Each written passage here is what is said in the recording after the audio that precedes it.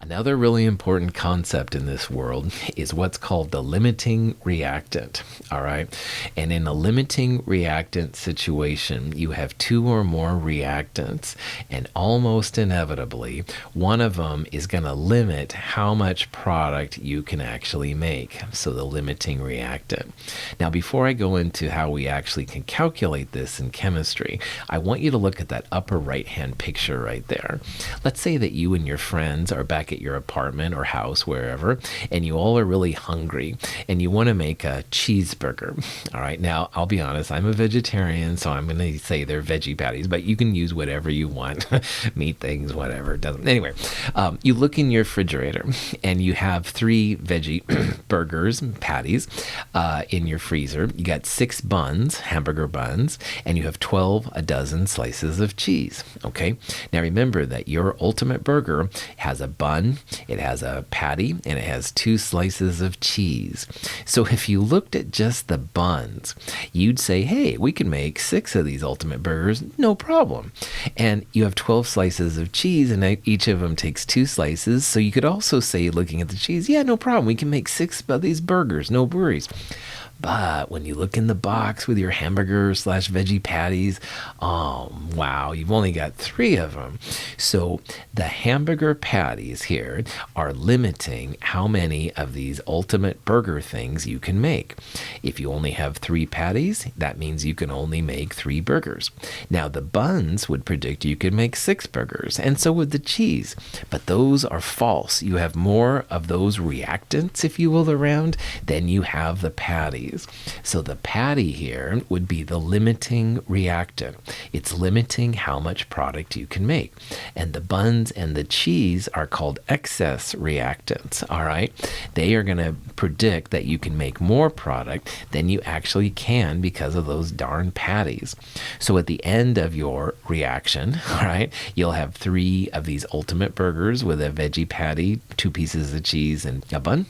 But you're also going to have reactants left over, 3 buns and 6 slices of cheese. So that's kind of the idea. Money is another good example that you can use of a limiting reactant. I think all of us want fancy cars or, new Xbox or whatever is really cool in your world. Okay, and I'm not very hip, so I probably don't know. But the money almost always, of course, limits how much you can purchase. So money is our limiting reactant. That's kind of another idea, but I kind of prefer this garden burger or veggie patty idea a little bit more. So let's look at some examples of how this really is affected in chemistry. We have here 2 boxes. It's showing the reactants before and the products after. And if you look at this carefully, the blue atoms are nitrogen and the red atoms are oxygen. Now in this reaction, it's going to take 2 NOs and 1 O2 to make 2 NO2s. So on the right-hand side there, these little triangle things, those are NO2s. The blue's in the middle, the reds are on the outside. So an NO2. So you can see here you've got an NO2 where I underlined. There's a second one right there, and a third one, and a fourth one. But look there. Got O2. So one thing I want to point out is that for questions like this, if it asks limiting reactant, excess reactant is always going to be the part that's left over. You don't have any NO, you have NO2, but you do have O2 left over. So right away, the part that's left at the end, that's going to be the excess reactant. And in this case, you only have 2 reactants, O2 and NO, so that means by default, the NO, the other reactant, is going to be the limiting reactant. If you look on the left-hand side, you have 1, 2, 3, and 4 NOs. All right, so 4 NOs seems like it would be bigger than, I'll use a different color, 1, 2, 3 O2s. So it feels like 4 is bigger than 3. But darn that ratio. It takes 2 NOs to make 2 NO2s, but O2 only takes 1 of them. So you can see there what's happening. Those 1, 2, 3, 4 NOs make 1, 2, 3, 4 NO2s. And in the process, they'll use use one O2 each, but we have 3 of them, O2 is left over. So always look, in this kind of type of problem anyway, if you have O2 left at the end, O2 is your excess reactant. And whatever else you had, in this case NO, it's no longer present at the end, that's going to be your limiting reactant. So you can look at it visually to see what's going on. For this demonstration, we put 3 different amounts of zinc into the same amount of hydrochloric acid. At the end of the reaction, there is still some zinc remaining in the flask on the left. The reaction on the right did not generate as much gas because there was an insufficient amount of zinc. In the center reaction, the balloon inflated fully and all the zinc was consumed. These 3 flasks represent the 3 types of situations that chemists can run into. And in the middle right there, you have a perfect ratio between the zinc metal and the HCl. So you can see up there in the top, this is the reaction that's happening. It's zinc plus 2 HCl makes zinc 2 chloride plus H2 gas. And H2 is a gas, by the way, it'll be important. So in the middle, you don't have any zinc metal left. Like you can see, all the metal's gone, and your balloon is completely filled up. That's the hydrogen gas, and that means you had just the right amount of HCl. Now the left-hand side, notice how there's zinc left over in the bottom. You can see the metal. So that means that zinc is the excess, but the balloon is filled up, and the H2 comes from the HCl. So we would say here that the HCl on the left was the limiting reactant. You've got zinc left over, the HCl is gone. On the other hand, on the right-hand side, there's no more zinc left. All the zinc is gone. And you can see there that the balloon didn't totally fill up. So what that tells us then is that on the right-hand side, the zinc was the limiting reactant, and we didn't use up all of the HCl. So these are the 3 types of situations you can run into. The middle one is kind of what we look for most of the time.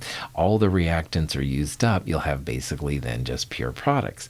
But a lot of times, you will have something like the left or the right, where one of the reactants is gone and the other reactant is in excess. You can visually see on the left-hand side there that there's zinc left over, so that means zinc is excess. HCl was the limiting reactant. On the other hand, on the right, there's no zinc left. Your balloon wasn't totally filled up, so the zinc is the limiting reactant, and the HCl is as an excess. We haven't used it all up. Here's some actual number amounts going on.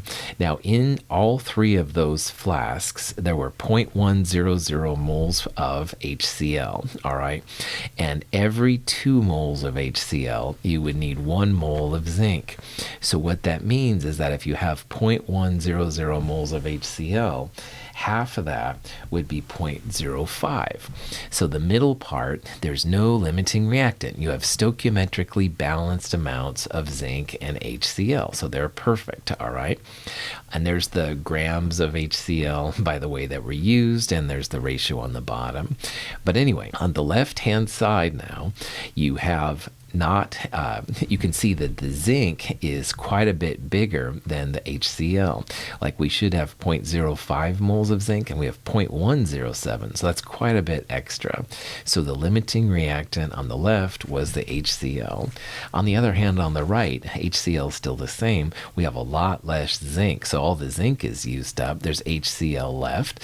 That's why in this case then the limiting reactant was the zinc. It was all gone and the balloon wasn't totally filled up, so we didn't use all the HCl. So these are just different examples. It's all based on moles, all right, and you can figure that out using a ratio or using the method I'm going to talk about here in a little bit. Let's imagine that we combine 3 moles of H2 and 2 moles of chlorine in this reaction, which is 1 H2 and 1 Cl2 making 2 HCl. The question is, what's the theoretical yield of HCl? Now, here's something that's really tricky sometimes in chemistry. This kind of question gives you 2 reactant amounts, but it doesn't say anything about excess or anything like that.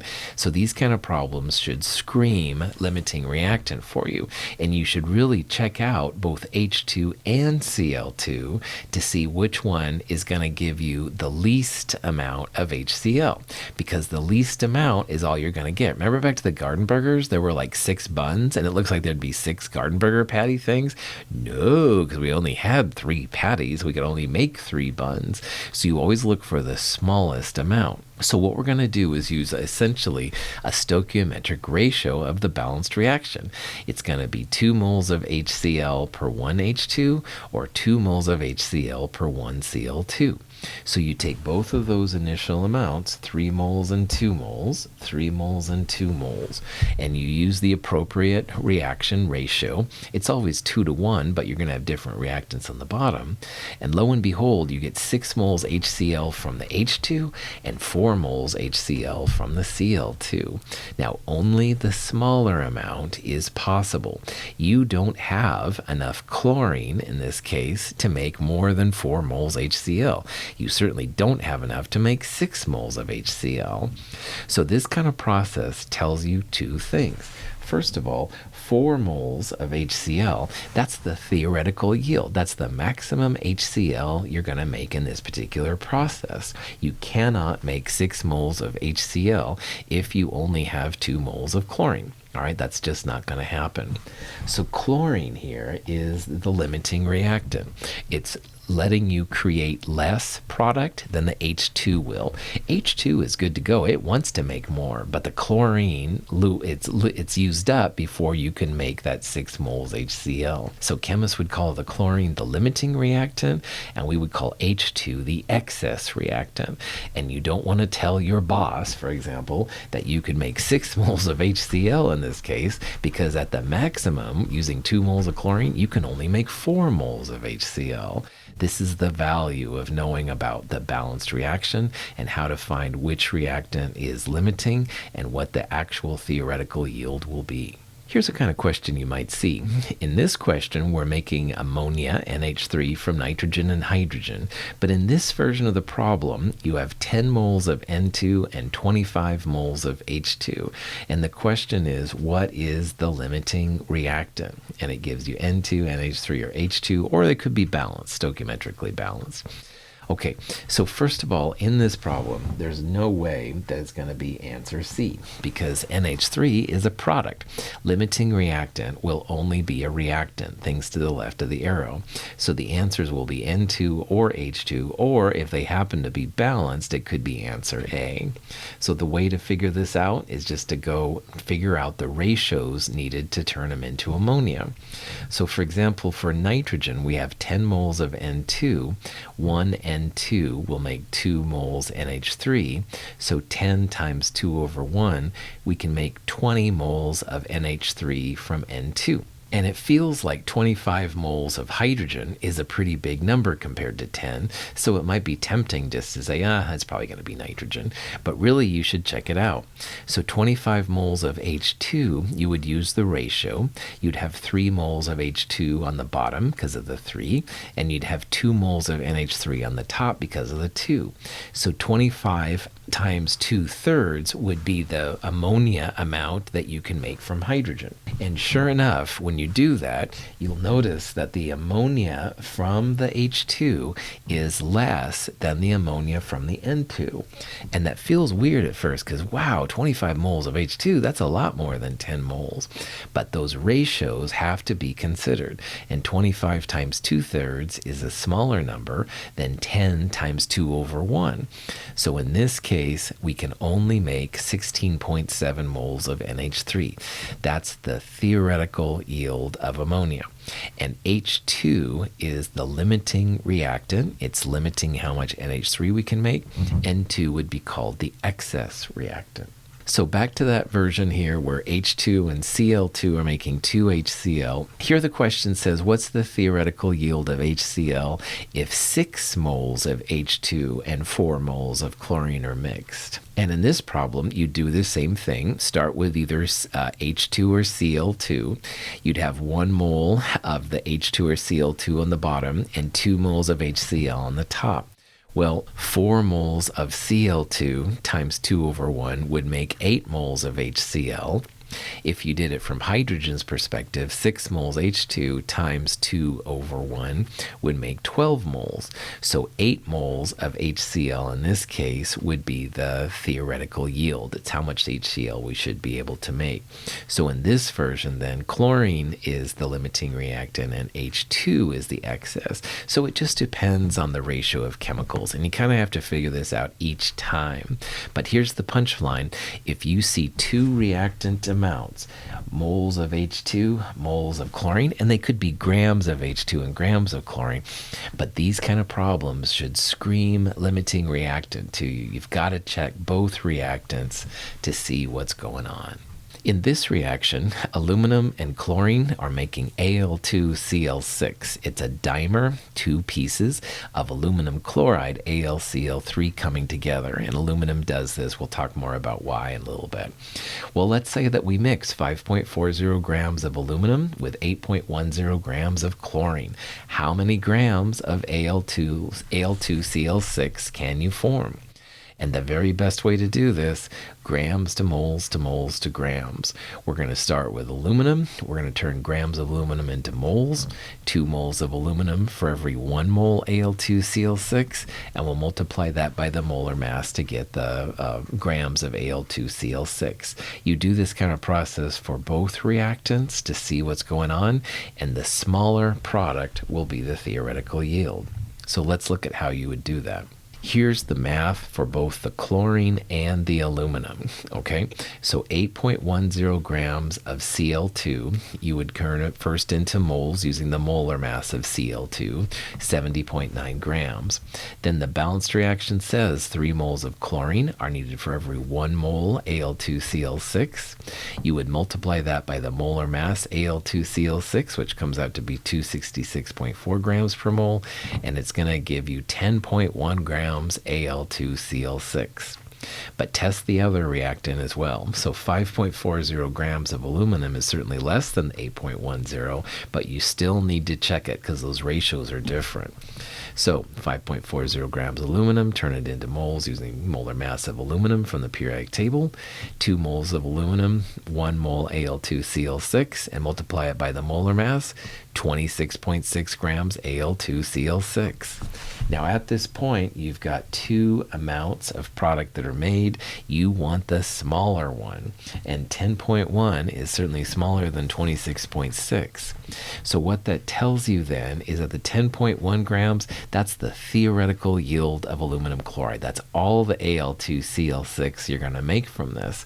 Now the aluminum wants to make more, but you're going to run out of chlorine first. So chlorine is the limiting reactant. It's limiting how much product, how much Al2Cl6 you can make.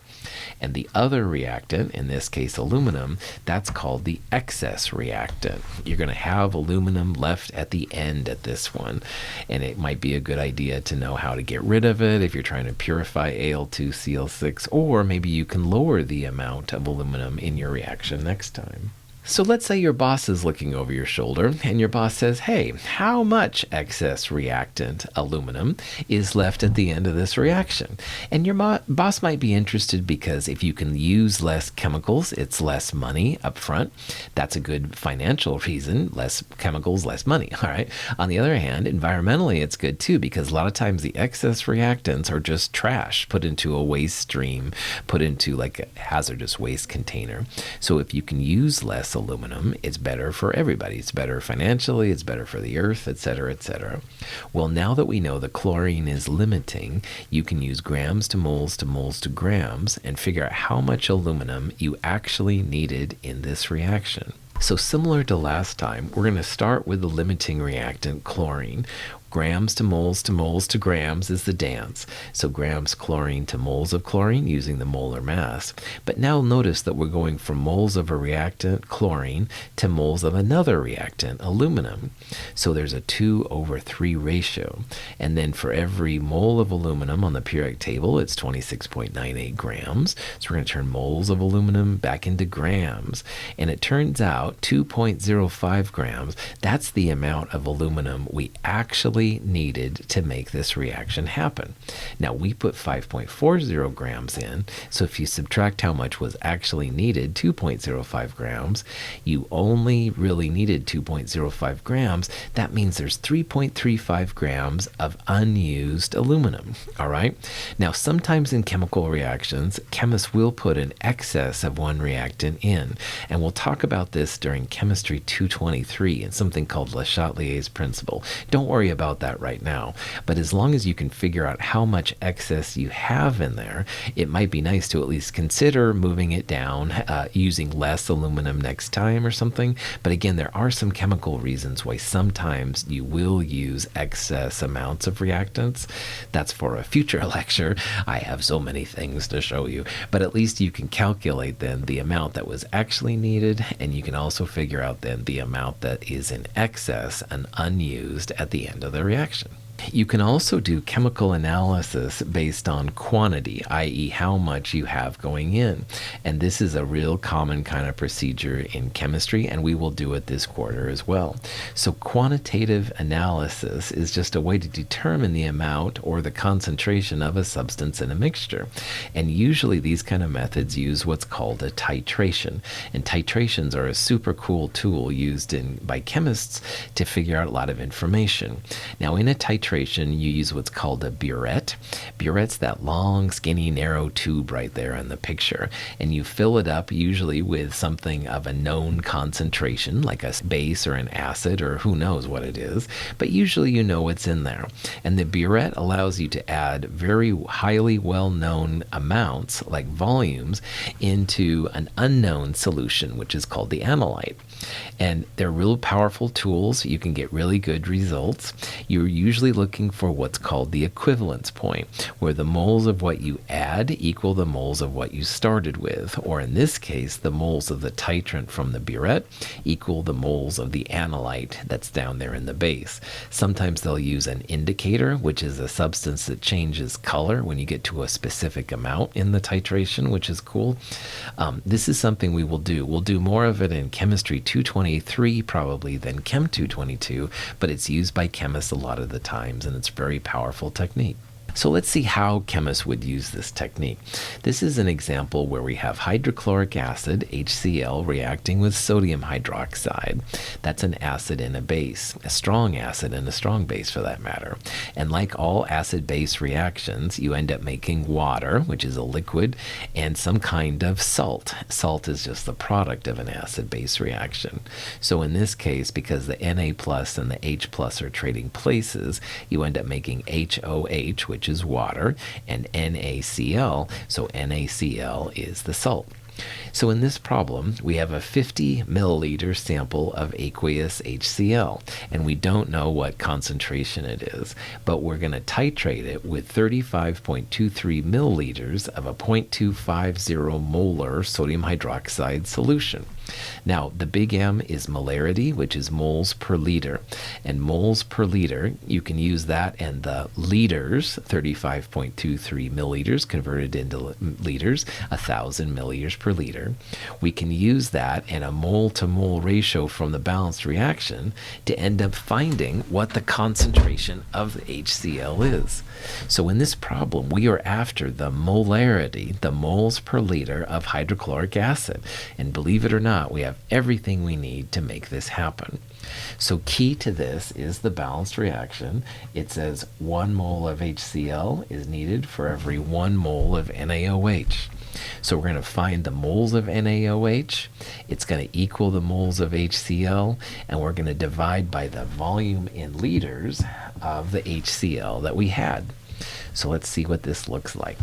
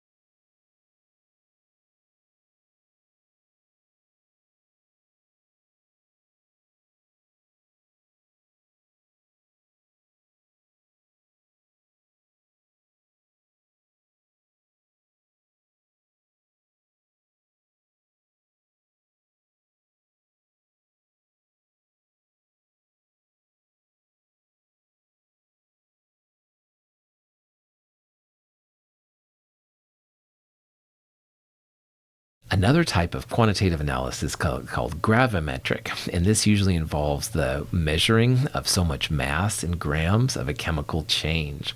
It's usually a precipitation reaction, but it does sometimes kind of vary. And you can usually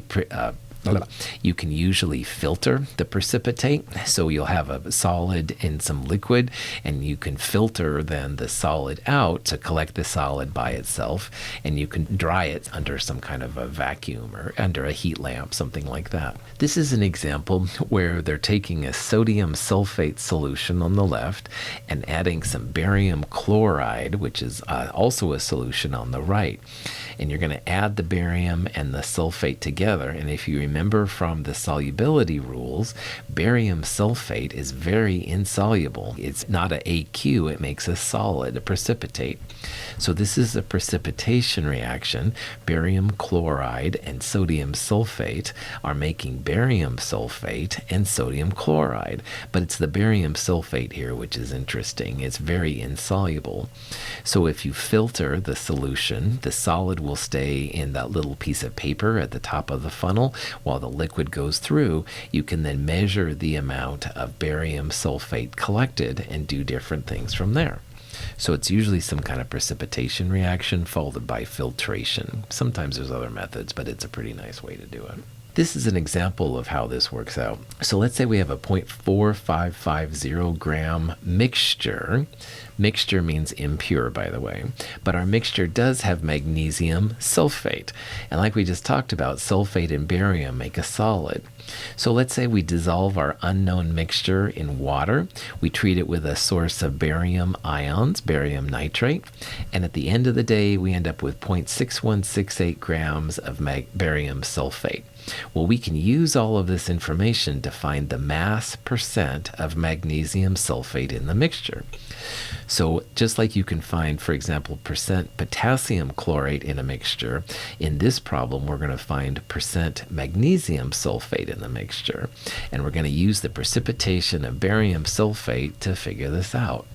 So what we'll do here is we'll take grams of barium sulfate and turn them into moles of barium sulfate. There's 1-to-1 stoichiometric ratio between BaSO4 and MgSO4.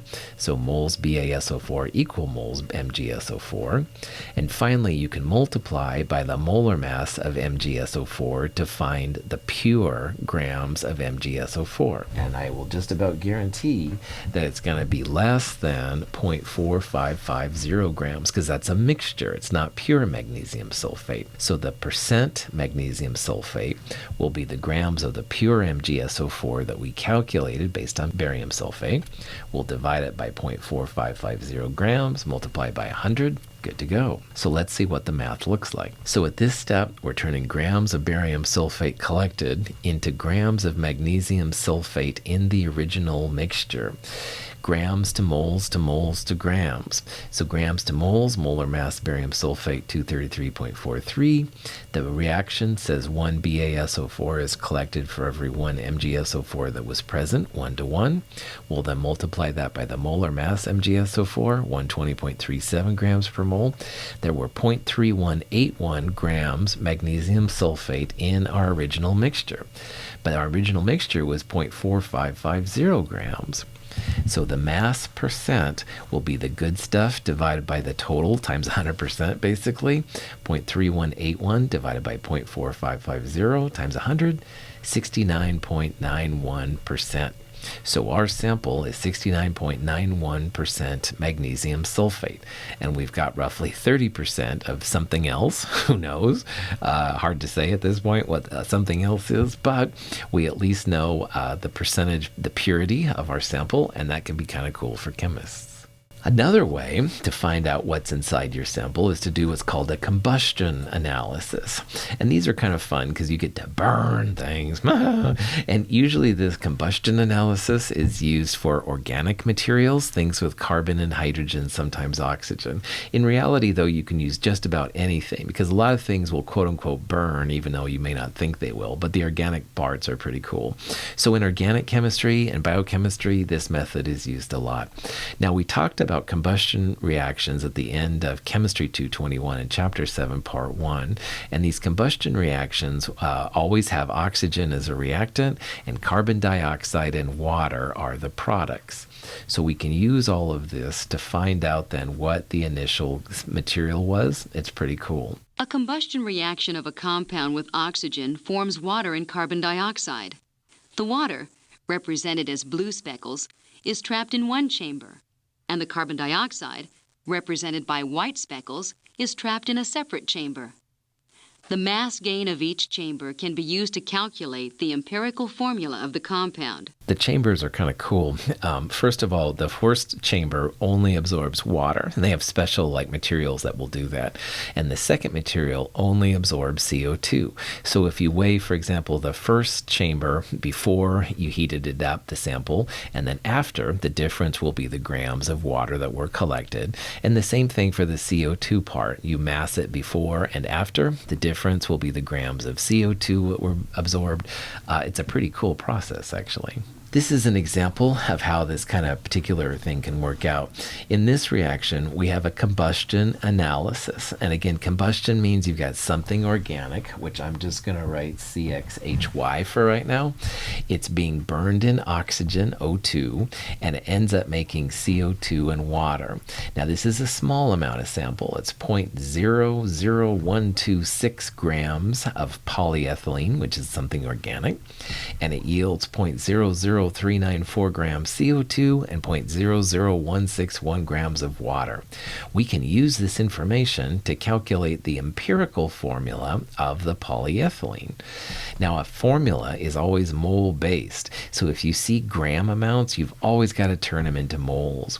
Moles of CO2 and moles of carbon are the same. One CO2 creates one carbon. But water has 2 hydrogens per water. So when you're going from moles of water to moles of hydrogen, you've got to multiply by 2, and I'll show you that here in a little bit. So again, grams to moles is the first thing, and then turn them into moles of carbon and moles of hydrogen. So in this problem, 0.00394 grams CO2, well, carbon dioxide is about 44.01 grams per mole. That allows you to turn grams into moles. And then 1 CO2 had to come from 1 carbon, 1 mole of carbon. We had 8.95 times 10 to the minus 5 moles of carbon. And you do the same thing for water. That really small amount of water divided by the molar mass of water gives you moles of water, and 1 mole of water has 2 moles of hydrogen. So that's where the 2-to-1 ratio comes in. So you end up with 1.79 times 10 to the minus 4 moles of hydrogen.